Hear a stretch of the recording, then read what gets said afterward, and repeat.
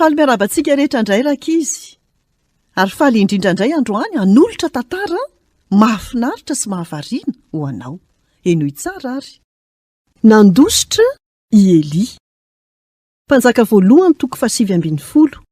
Tapany 5. Eo Andriamanitra. Midobodoboka teny an-dalana ny kitro soavaly ho any an-tranon'ny mpanjaka. Avo be ny orana. Nitsambiky ny ayaba-mpanjaka raha vao nijanona ilay kalesy ary niditra tao an-daba.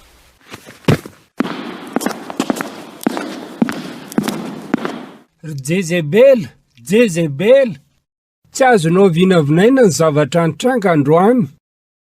Nisy afony latsaka avy tany an-danitra.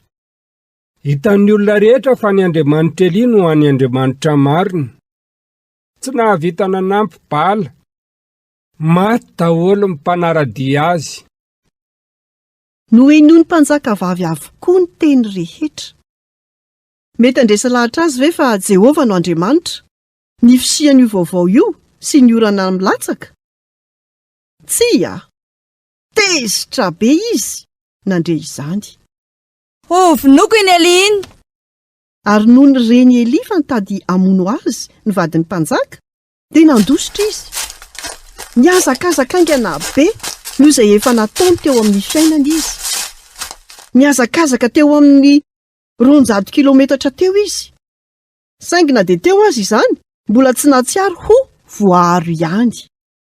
Dia niazakazaka ny anatsimo izy, fa nitahotra nitondra azy ho any anefitra. Inona no ataonao rehefa matahotra ianao? Eo Andriamanitra. Navelany Eli hitarika azy foana Andriamanitra. Fa tamin'ity indray mitoraka ity, navelany hitarika azy ny tahotra. Rehefa tsy afa-nanindra intsony izy, na dingana iray aza, dia nipetraka teo ambanin'ny roy memy. Ary nivavaka hoe, Tompo, tsy zakako tsony ilay izy. Avelao aho ho faty. Eo Andriamanitra, saingy tsy namaly izay vavaka nataony tamin'ny eny izy. Navelan'Andriamanitra natory Eli, ary avy eo dia naniraka anjely izy hamoha azy.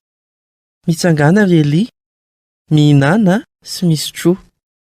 Nahiratra ny masony Eli, dia nijery ny manodidina azy izy. Nahita rano iray tavoahangy sy mofo voaendy teo akaikiny izy, dia nihinana. Natsiro be izany. Niverina natory indray Eli, ary niverina ilay tranga teo aloha. Eo Andriamanitra. Nahafantatra izany famarinana izany ilay irak'Andriamanitra, satria hitany ny fitiavana izay nikarakaran'Andriamanitra azy teo afovoan'ny tany efitra. Afaka ny hainy feon'Andriamanitra indray izy. Niverina izy satria nandray iraka vaovao. Eo Andriamanitra. Tsy mila matahotra ianao. Tiako ny hampahery anao amin'ny andin-tsoratra masina ao amin'ny Baiboly. Ny Tompo no mpanazava sy mpamonjy ahy, ka iza no atahorako? Ny Tompo no toy ny manda miaro ny aiko, ka iza no angovitako? Salamo 7:20. Izay indray no anjara hafatra ho antsika tamin'ity anio ity. Tahiny Tompo daholo, nanolotra ny tantara zokomy.